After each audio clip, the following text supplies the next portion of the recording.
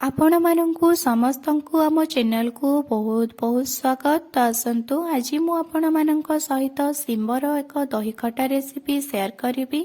आपण माने सिंब दही खटा आगु खाइछंती कि नहीं मते कमेंट रे जणैबे। एथिपाई मु सिंब को बाछिकी छिंटे नेछि, ता सहित किछि बैगण को काटी नेछि। एबे मु सिंब बैगण को पानी रे पकेकी भलो भाबरे धोई देउछि। एबे आमे गोटे कड़ाई नहीं जिबा और सेथिरे किछि तेल दे देबा। तेल गरम ही आसिले सेथिरे कटा पियाज को पकेई देबा, ता सहित छेचा अदा और रसुण पकेई देबा। ए सब को भल भाबरे भाजिबा। एगुड़िक लाल होई भाजी आसिबा परे एबे आमे एहा उपरे गोटे बड़ साइज रो कटा टमाटो को पकेई देबा। टमाटो पकेई सारिबा परे एबे आमे एहा उपरे किछि हळदी गुंड दे देबा। ता सहित आमे किछि गरम मसला गुंड, जीरा गुंड, धनिया गुंड एवं लंका गुंड पकेबा। ता सहित स्वाद अनुसार लूण दे देबा, जहा द्वारा कि हमर टमाटोटी भल भाबरे तरली जीव। एहाकू आमे एबे भल भाबरे कसिकी नै जेबा। देखंतु मसला केमिति कसी होई आसिलानी और टमाटो तरली गलानी। टमाटो एही भली भाबरे तरली जिबा परे आमे गण करिबा ना गोटे गिनारे किछि दही नै जिबा और एहाकू भल भाबरे फेंटिबा, जेमिति कि एथिरे किछि लंग्स रहिबो नाही। आमर मसलाटी भल भाबरे कसी हैला परे एहाकू आमे ठंडा करि नेबा, गैस फ्लेम को बंद कर देबा।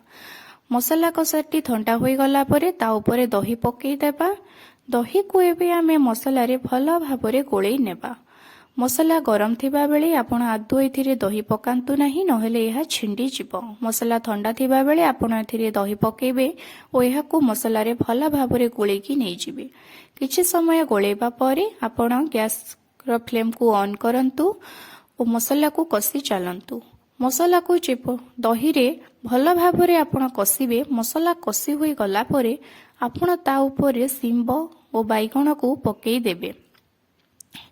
सिंब और बैगण पके सारिबा परे एहाकू मसला रे गोळेई नेबे और ता ऊपरे एक ढांकुणी दे दियंतु। गैस रो फ्लेम को लो रखिकी आपण एहाकू 8 रु 9 मिनिट पर्यंत एही भली भाबरे छाडी दियंतु।